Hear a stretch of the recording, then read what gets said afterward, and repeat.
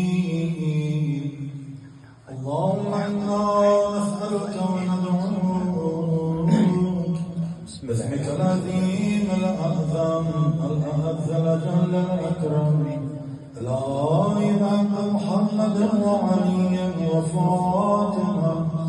والحسن والحسين وتسعة المعصومين من ذرية الحسين الآي بدماء الشهداء إذا اشتكت الأمر وبحق إمام ذنون وبحق ياسين والقرآن الحكيم وبحق طه والقرآن العظيم يا من يغفر على حوائج الصالحين يا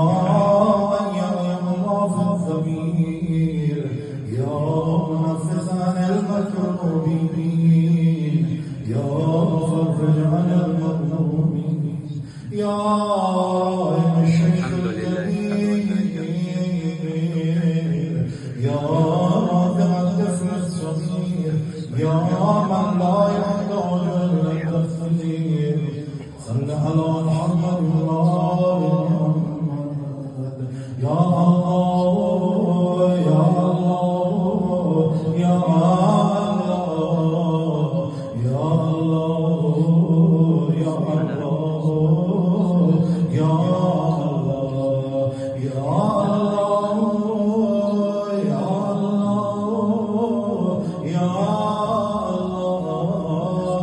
يا الله يا رحمن يا رحيم يا